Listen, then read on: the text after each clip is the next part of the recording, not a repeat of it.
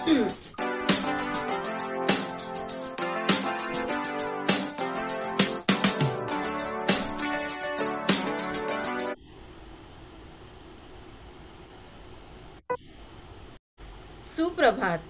बृहन्मुंबई महानगरपालिका माध्यमिक शिक्षण विभाग प्रस्तुत शाळा बंद पण ऑनलाईन अध्यापन अविरत सुरू या उपक्रमात मी सौ मृणाल सुजित घरत, गोरेगाव महानगरपालिका माध्यमिक पहाडी शाळेतील सहाय्यक शिक्षिका, इथे उपस्थित असलेल्या सर्व मान्यवरांचे, शिक्षक वृंदांचे आणि विद्यार्थी मित्रांचे सहर्ष स्वागत करीत आहे.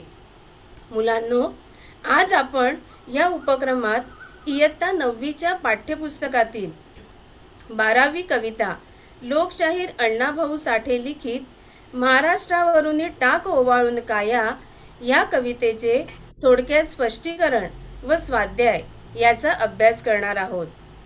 चला तर मग सर्वात प्रथम आपण महाराष्ट्रावरून टाक ओवाळून काया या कवितेचा थोडक्यात भावार्थ पाहूया. सर्वात प्रथम आपण या कवितेचे कवी लोकशाहीर अण्णाभाऊ साठे यांचा परिचय करून घेऊयात.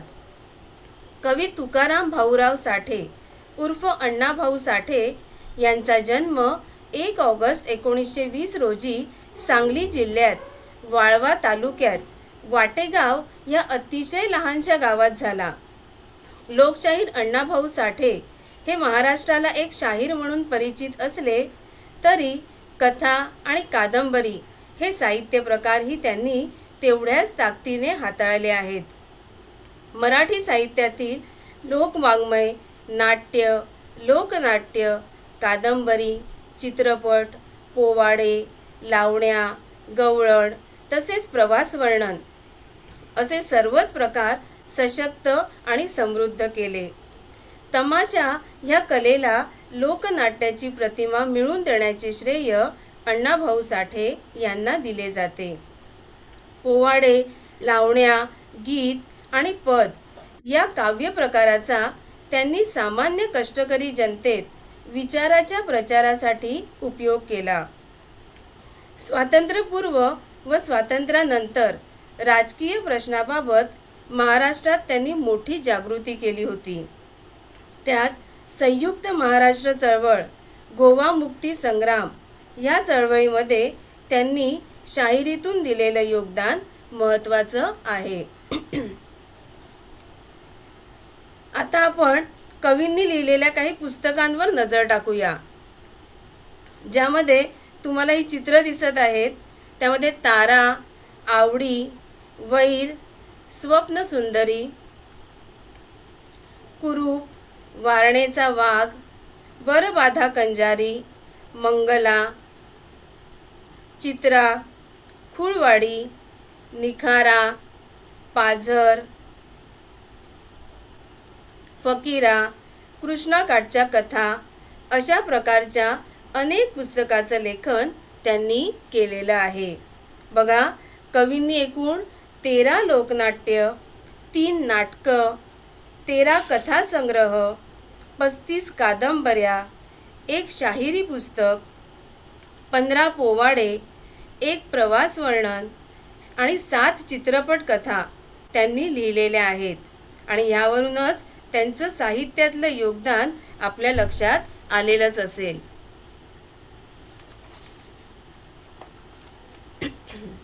आता आपण या कवितेची मध्यवर्ती कल्पना जाणून घेऊया. म्हणजेच कवींना या कवितेत काय सांगायचं आहे ते समजून घेऊया. शाहीर अण्णाभाऊ साठे यांनी आपल्या ओघवत्या लोकभाषेतून प्रस्तुत काव्यरचना केलेली आहे.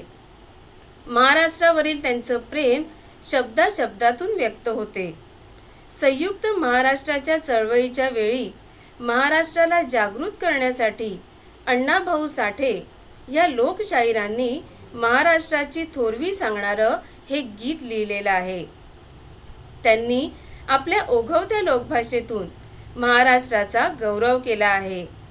प्रस्तुत कविता ही कविता आणि माझा रशियाचा प्रवास या पुस्तकातून घेतलेली आहे। समोर तुम्हाला त्या पुस्तकाचं चित्र दिसत आहे। विद्यार्थी मित्रांनो, तुम्हाला हे जे छायाचित्र दिसत आहे ते आहे संयुक्त महाराष्ट्र चळवळीत सहभागी झालेल्या आंदोलकांचे। मुंबईसह महाराष्ट्राची निर्मिती व्हायला पाहिजे यासाठी संयुक्त महाराष्ट्राचा लढा महाराष्ट्रात उभा राहिला। सर्व महाराष्ट्रीयन स्वयंप्रेरणेने सहभागी झाले। ज्या राज्यकर्त्यांचा या लढ्याला विरोध होता त्यांना देखील एक पाऊल मागे जावे लागले आणि मुंबईसह महाराष्ट्राची निर्मिती झाली। हा लढा अतिशय प्रसिद्ध आहे आणि या लढ्याची पार्श्वभूमी या पोवाड्याला लाभलेली आहे। आता आपण एकदा संपूर्ण कवितेचं वाचन करूया।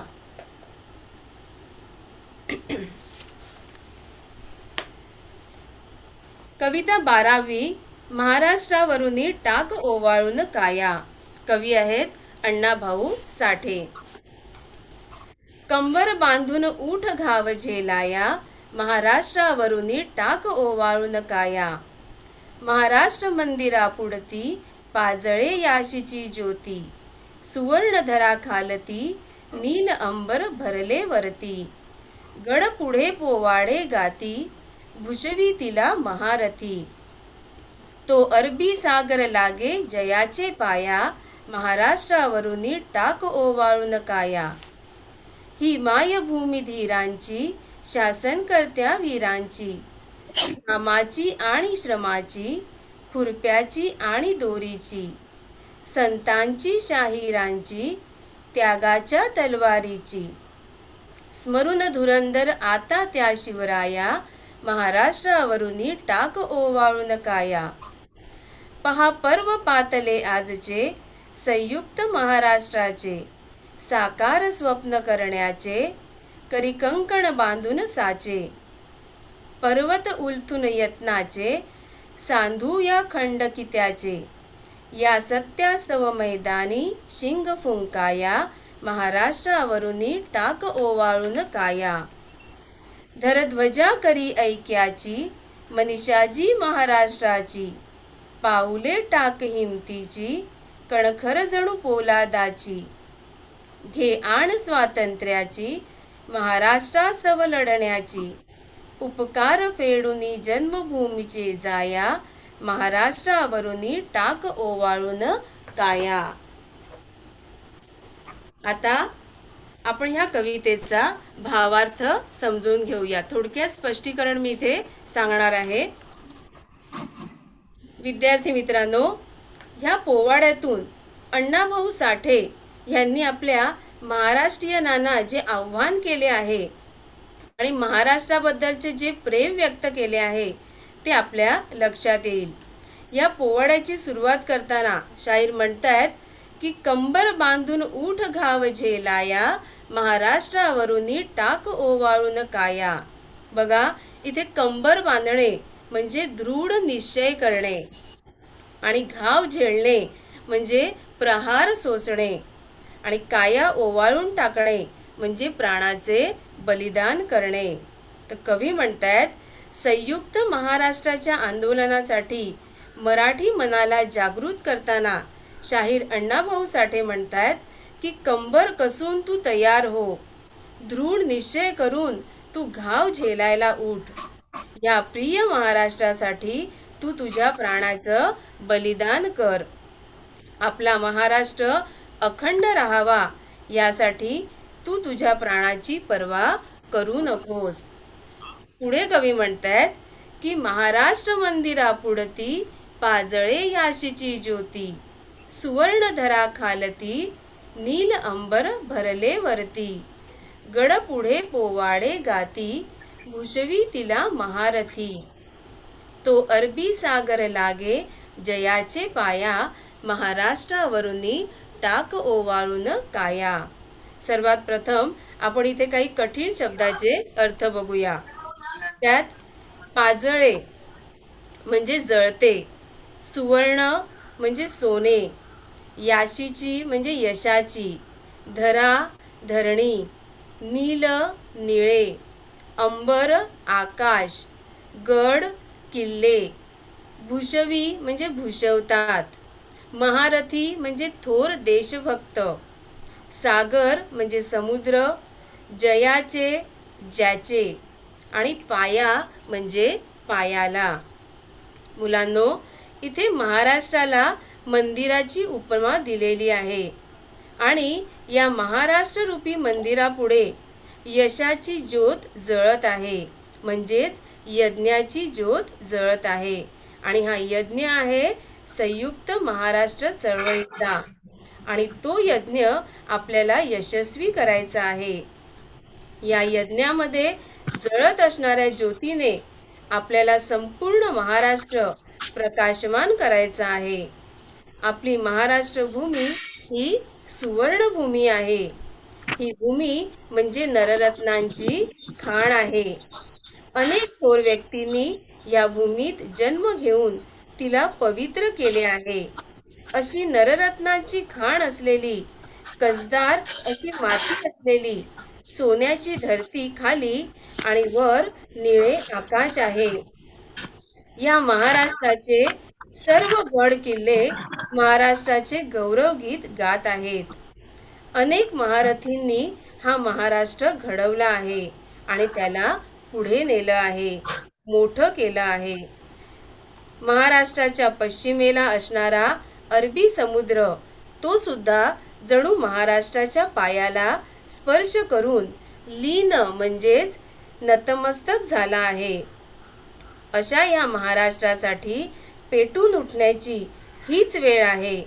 सगळ्यांनी जागे व्हा आणि मुंबईसह महाराष्ट्र निर्माण होण्यासाठी जो लढा सुरू झाला आहे त्यात स्वयंस्फूर्तीने भाग घ्या.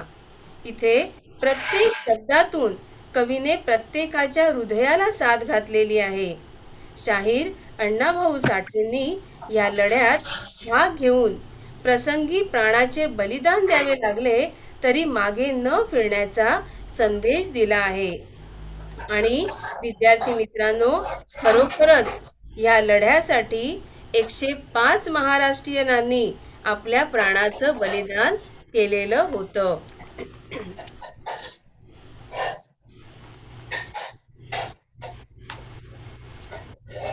ही मायभूमी धीरांची, शासनकर्त्या वीरांची, घामाची आणि श्रमाची, खुरप्याची आणि दोरीची, संतांची शाहिरांची, त्यागाच्या तलवारीची, स्मरून धुरंदर आता त्या शिवराया, महाराष्ट्रावरुनी टाक ओवाळू नकाया.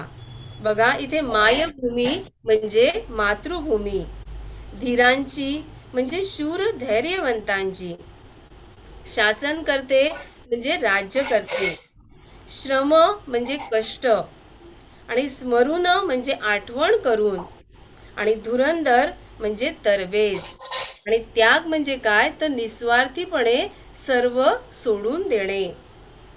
कवी म्हणतात की महाराष्ट्र भूमी ही साधी सुधी नाही, तर ही धैर्यवंतांची भूमी आहे, शूरवीरांची भूमी आहे. या भूमीवर अनेक राज्यकर्त्यांनी राज्य केलं, अशा वीर राज्यकर्त्यांची ही भूमी आहे. इथे कष्टाला महत्त्व आहे. घाम गाळून कष्टाने आपण महाराष्ट्र भूमीचं रक्षण केलं आहे. इथे असलेल्या शेतकऱ्याचा हा महाराष्ट्र आहे. शेतकऱ्याच्या हातात असणाऱ्या खुरपे आणि दोरीच्या मदतीने कष्ट करून नेहमी घाम गाळायला तयार असतो. आणि ही महाराष्ट्र भूमी देखील आपल्या सगळ्यांना जपण्याचं काम करते, आपला सांभाळ करत आहे. ही भूमी संतांची देखील आहे. अनेक संत या भूमीत जन्माला आले आणि म्हणूनच महाराष्ट्राला संतांची भूमी असंही म्हटलं जाते. संत ज्ञानेश्वर, संत तुकाराम ही फक्त नावं जरी आपण घेतली तरी किती मोठे संत या भूमीला लाभले आहेत याची कल्पना आपल्याला येते.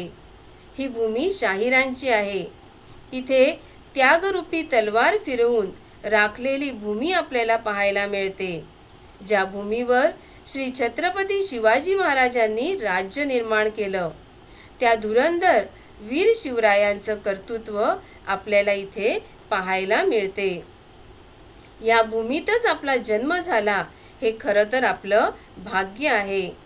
अशा संतांची, शाहिरांची, शेतकऱ्यांची, शूरवीरांची, राज्यकर्त्यांची, शासनकर्त्यांची ही भूमी आहे।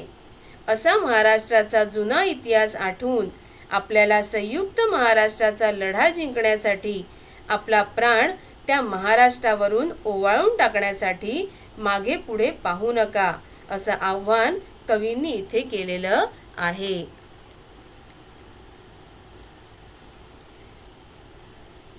पहा पर्व पातले आजचे संयुक्त महाराष्ट्राचे, साकार स्वप्न करण्याचे करी कंकण बांधून साचे, पर्वत उलथून यत्नाचे सांधूया खंडकी त्याचे, या सत्यास्तव मैदानी शिंग फुंकाया, महाराष्ट्रावरुनी टाक ओवाळून काया। इथे पातले म्हणजे आले, कंकण म्हणजे कडे, साचे म्हणजे खरे, उलथून उचलून टाकणे, यत्न म्हणजे प्रयत्न, सांधू म्हणजे जोडणे आणि खंड म्हणजे तुकडे, सत्यास्तव म्हणजे खरेपणासाठी आणि संयुक्त महाराष्ट्र म्हणजेच मुंबईसह संयुक्त महाराष्ट्र होण्यासाठी मराठी माणसांनी घडवलेली चळवळ। कवी सांगतायत की संयुक्त महाराष्ट्राचं पर्व आता सुरू झालेलं आहे आणि संयुक्त महाराष्ट्राचं स्वप्न साकार करण्यासाठी आम्ही हातात कंकण बांधलं आहे, म्हणजेच घोर प्रतिज्ञा केली आहे, शपथ घेतली आहे। आम्ही हातात कंकण बांधून सज्ज झालो आहोत। प्रयत्नाचे पर्वत उलथून प्रयत्नाची पराकाष्ठा करून आपण महाराष्ट्राचे खंड जोडून तो एकसंघ अखंड राखूयात।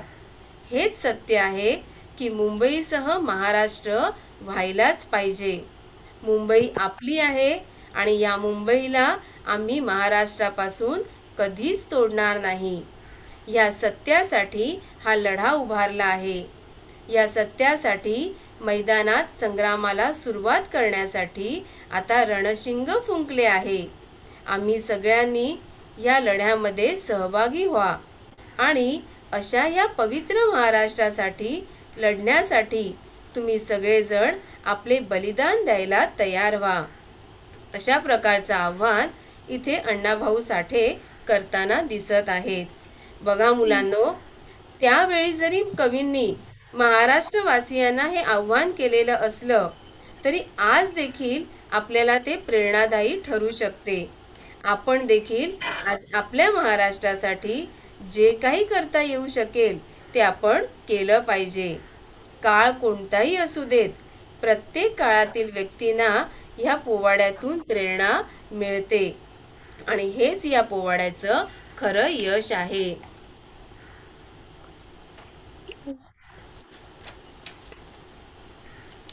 आणि हे शेवटचं चरण आपण बघणार आहोत आता।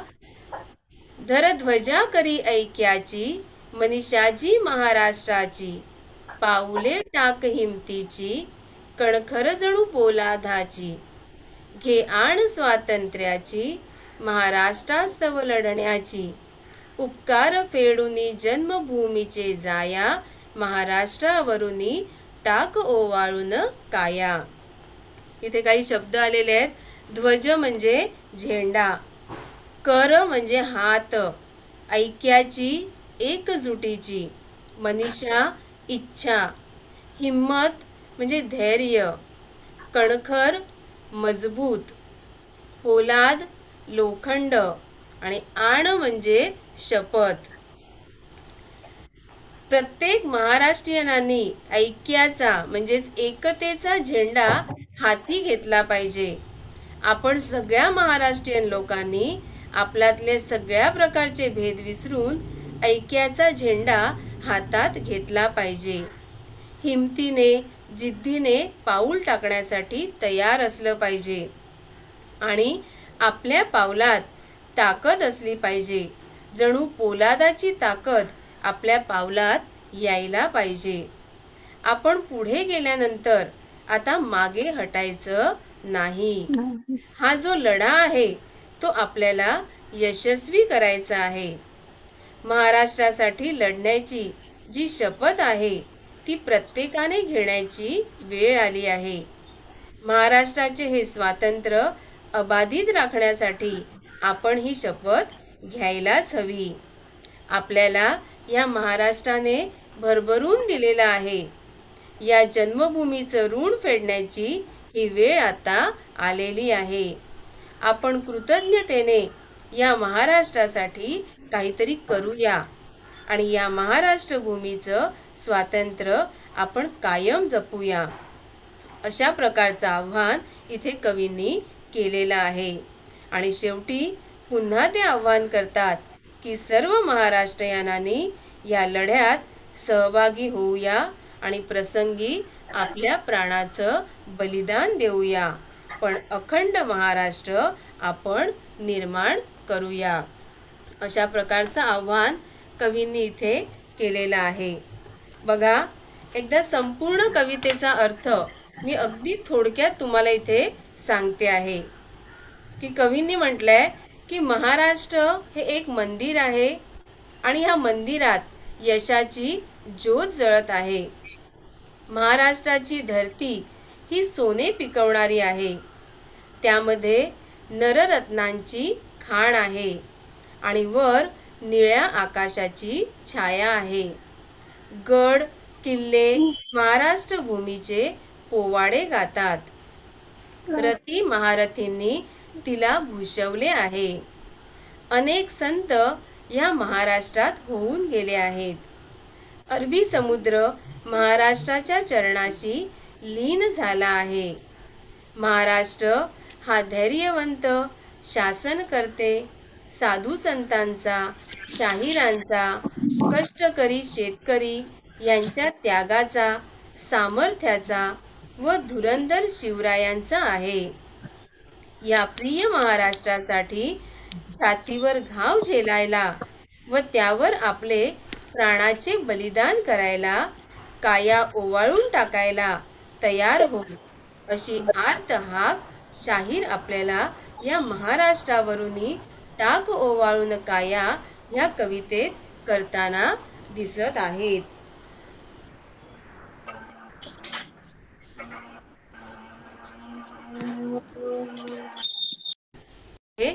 आता ह्या कवितेवर आधारित आपण या स्वाध्यायाचा अभ्यास करूया. म्हणजेच कोणते प्रश्न परीक्षेत या कवितेच्या संदर्भात विचारले जातात त्या सर्व प्रश्नांचा आपण एकदा स्वाध्याय पाहूयात.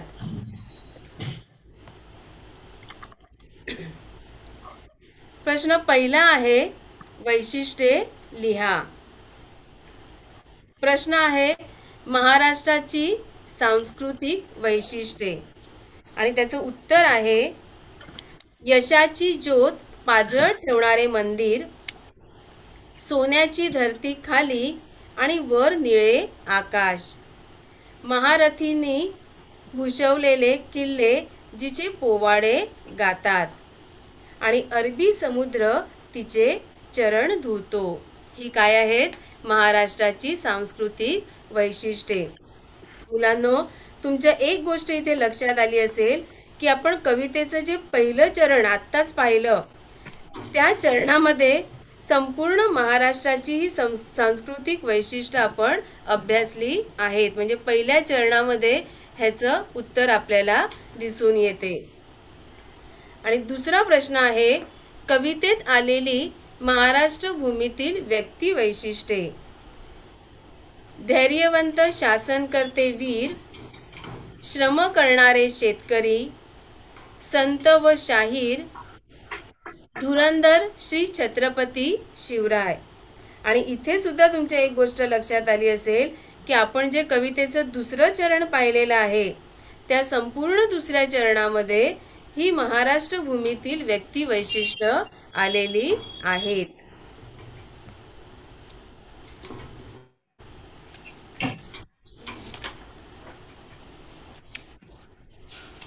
पुढचा प्रश्न आहे चौकटी पूर्ण करा. आता हा प्रश्न आहे. या प्रश्नात तुम्हाला कवितेत जशीच्या तशी उत्तरं समोर मिळणार आहेत आणि कविता सुद्धा परीक्षेमध्ये तुमच्या समोर असणार आहे. फक्त ती वाक्य तुम्हाला कवितेतून शोधायची आहेत. आपण प्रश्न पाहूया कोणते आहेत ते. चौकटी पूर्ण करा. शिवरायांना म्हटले आहे धुरंधर. पर्व आले आहे संयुक्त महाराष्ट्राचे. हा शब्द आपण वारंवार ऐकलेला आहे. संयुक्त महाराष्ट्र. पर्व आले आहे संयुक्त महाराष्ट्राचे. शेतकऱ्याची 2 अवजारे. कवितेत समोर दोन्ही नावं दिलेली आहेत, खुरपे आणि दोरी. पर्वत उलथायचे आहेत. कसले? प्रयत्नाचे. आणि तलवार आहे ती त्यागाची. अशा प्रकारची उत्तरं. हे सर्व शब्द कवितेत जसेच्या तसे असणार आहेत. आपण फक्त ते कवितेतून शोधायचे आहेत. पुढचा प्रश्न आहे असत्य विधान ओळखा. धुरंधर शिवरायांना स्मरावे. असत्यास्तव शिंग फुंकावे. स्वातंत्र्याची आण घ्यावी आणि जन्मभूमीचे उपकार फेडावे. अशी 4 वाक्य दिलेली आहेत आणि त्याच्यामध्ये असत्य विधान ओळखायचं आहे. म्हणजे चुकीचं. असत्य म्हणजे चुकीचं विधान ओळखायचं आहे. आणि इथे असत्य विधान आहे असत्यास्तव शिंग फुंकावे. कारण आपण आत्ता ती कविता पाहिली त्याच्यामध्ये सत्यास्तव शिंग फुंकणे म्हणजे खरेपणासाठी लढा सुरू करा असं कवींनी आपल्याला सांगितलेलं आहे. आणि इथे मात्र वाक्य आहे असत्यास्तव शिंग फुंकणे म्हणजे खोटेपणासाठी लढाई करा असं विधान असल्यामुळे ते चुकीचं आहे, असत्य आहे.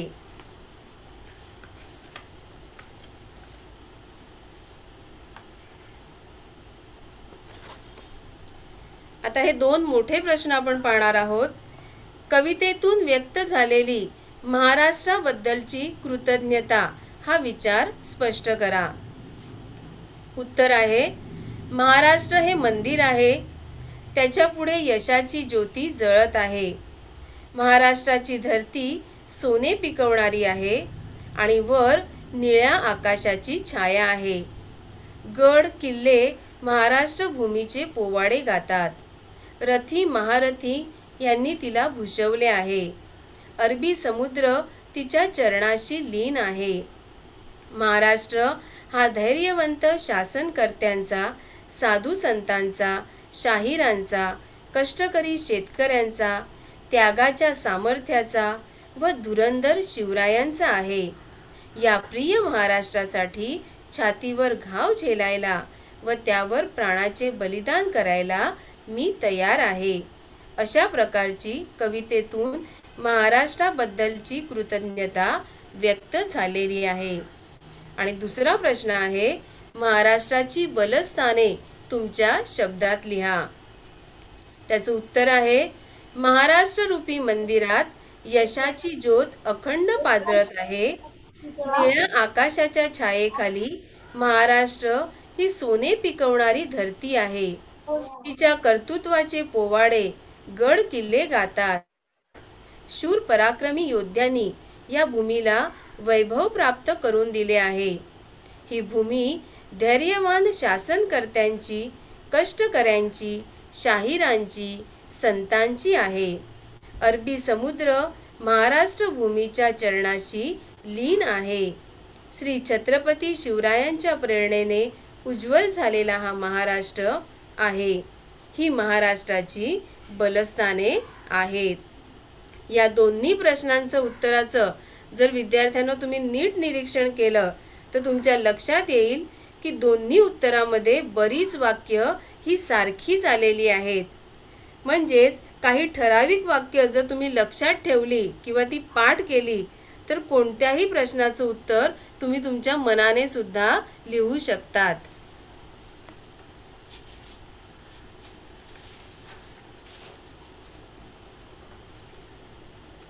पुढचा प्रश्न आहे काव्य सौंदर्य. धरध्वजा करी ऐक्याची मनीषाजी महाराष्ट्राची. या काव्यपंक्तीतील विचार सौंदर्य लिहायला सांगितलेलं आहे. त्यातला फक्त विचार आपल्याला लिहायचा आहे.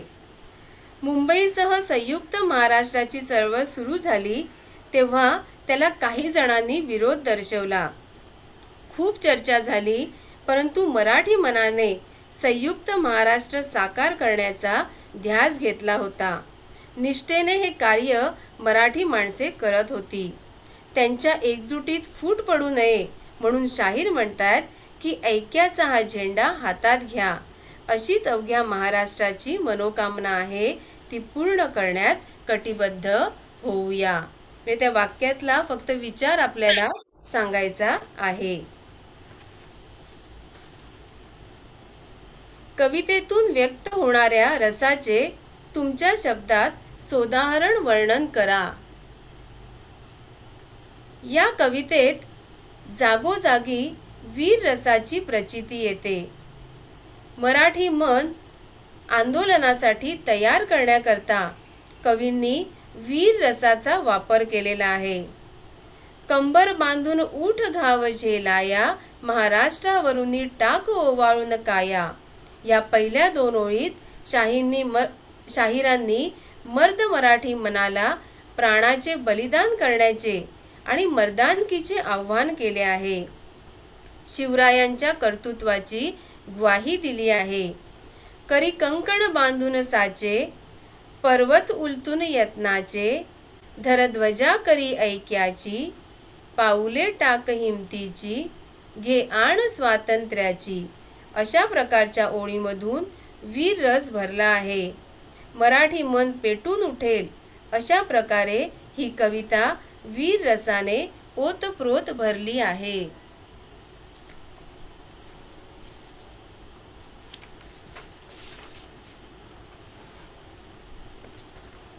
आता आपण हा शेवटचा प्रश्न पाहणार आहोत, रसग्रहणाचा.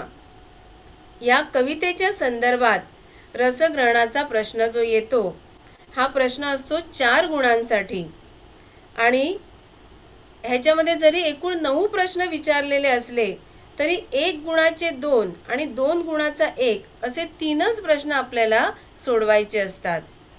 मग ह्यापैकी 9 पैकी कुठलेही 3 प्रश्न आपल्याला लिहायचे असतात. रसग्रहण. कवी लोकशाहीर अण्णाभाऊ साठे. या कवितेची प्रस्तावना आहे. लोकशाहीर अण्णाभाऊ साठे यांनी संयुक्त महाराष्ट्राच्या चळवळीत लोकजागृती करणारी कवने लोकभाषेत लिहिली. महाराष्ट्रावरचे त्यांचे प्रेम प्रस्तुत कवितेत व्यक्त झालेले आहेत. या कवितेचा काव्य प्रकार आहे. ही कविता गीत प्रकारामध्ये लिहिलेली आहे. कवितेचा विषय. या महाराष्ट्र गौरव गीतात शाहिरांनी महाराष्ट्राचा इतिहास, भूगोल, इथले महारथी आणि मराठी मनाचा स्वभाव यांची ओळख करून दिलेली आहे. आणि कवितेतील आवडत्या ओळी. आता इथे मी पहिल्याच 2 ओळी दिलेल्या आहेत. मुलांनो, तुम्हाला ज्या कोणत्या 2 ओळी आवडत असतील त्या तुम्ही कुठल्याही लिहू शकतात. महाराष्ट्र मंदिरापुढती पाजळे याशीची ज्योती, सुवर्णधरा खालती नील अंबर भरले वरती. कवितेची मध्यवर्ती कल्पना आपण मगाशी पण पाहिलेली आहे की ज्या मातीत आपण जन्मलो त्या महाराष्ट्राच्या कर्मभूमीवर तिचे उपकार फेडण्यासाठी जीव ओवाळून टाका असे आव्हान या कवितेत शाहिरांनी केले आहे. कवितेतून मिळणारा संदेश. शिवरायांच्या कार्याने गाजलेल्या महाराष्ट्र भूमीला वंदन करणे व तिचे पांग फेडणे हे आपलं कर्तव्य आहे असा संदेश कवींनी दिलेला आहे. आणि तसंच मराठी मनाची एकजूट कायम ठेवावी अशी शिकवणही त्यांनी दिलेली आहे. पुढचा प्रश्न आहे, कविता आवडण्याची किंवा न आवडण्याची कारणे. मुलांनो, इथे प्रत्येक कवितेच्या वेळेला आपण आपल्याला ही कविता आवडली आहे असंच लिहायचं आहे. महाराष्ट्राचा इतिहास, पवित्र भूमी, शिवरायांची धुरंधर राजनीती अशी टप्प्याटप्प्याने उलगडणारी ही कविता अंगात वीरश्री संचारते.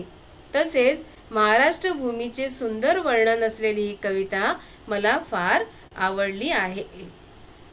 आणि शेवटचा प्रश्न आहे, कवितेची भाषिक वैशिष्ट्ये. हे महाराष्ट्राचे गौरवगीत ओजस्वी शब्दात साकार केले आहे. बाहुस्फुरण पावतील अशी आव्हानात्मक भाषेची वीण आहे. संपूर्ण कवितेत वीररसाचे दर्शन होते. यमकाचा वापर केला आहे. महाराष्ट्रास्तव लढण्याचे आव्हान काळजाला भिडते. अशा प्रकारचे प्रश्न आपल्याला परीक्षेत कवितेच्या संदर्भात विचारले जाऊ शकतात. महाराष्ट्रावरून टाक ओवाळून काया ह्या कवितेचे स्पष्टीकरण व स्वाध्याय नक्कीच समजले असेल अशी मी अपेक्षा करते. त्यामुळे आजच्या तासाला लाईक करायला व तुमच्या मित्रांना शेअर करायला विसरू नका. आणि तसंच या चॅनलला सबस्क्राईब करायलाही विसरू नका. धन्यवाद. कवितेचं शीर्षक आहे महाराष्ट्रावरून टाक ओवाळून काया. कवितेला चाल लावूया. कंबर बांधून उठ घाव झेलाया, महाराष्ट्रावरून टाक ओवाळून काया. कंबर बांधून उठ घाव झेलाया, महाराष्ट्रावरून टाक ओवाळून काया. महाराष्ट्र मंदिरा पुढती पाजळे याशीची ज्योती, सुवर्णधरा खालती निलंबर भरले वरती. गड पुढे पोवाडे गाती, भूषवी तिला महारती. तो अरबी सागर लागे जायाच्या पाया, महाराष्ट्रावरून टाक ओवाळून काया. कंबर बांधून उठ घाव झेलाया, महाराष्ट्रावरून टाक ओवाळून काया. ही मायभूमी धीरांची, शासन करत्या वीरांची. घामाची आणि श्रमाची, रुपयाची आणि दोरीची. संतांची शाहिरांची, त्यागाच्या तलवारीची. शिवराया, महाराष्ट्रावरून टाक ओवाळून काया. कंबर बांधून उठ घाव झेलाया, महाराष्ट्रावरून टाक ओवाळून काया. पहा पर्व पातले आजचे, संयुक्त महाराष्ट्राचे. साकार स्वप्न करण्याचे, परिकंकण बांधून साचे. पर्वत उलथून यत्नांचे, साधू या खंडकित्याचे. या सत्यासव मैदानी शिंग फुंकाया, महाराष्ट्रावरून टाक ओवाळून काया. कंबर बांधून उठ घाव झेलाया, महाराष्ट्रावरून टाक ओवाळून काया. धर ध्वजा करे ऐक्याची, मनीषाजी महाराष्ट्राची. पाऊले टाक हिमतीची, कणखर जणू पोलादाची. घे आन स्वातंत्र्याची, महाराष्ट्रास्तव लढण्याची. उपकार फेडून जन्मभूमीचे जाया, महाराष्ट्रावरून टाक ओवाळून काया. कंबर बांधून उठ घाव झेलाया, महाराष्ट्रावरून टाक ओवाळून काया. महाराष्ट्रावरून टाक ओवाळून काया, महाराष्ट्रावरून टाक ओवाळून काया. धन्यवाद.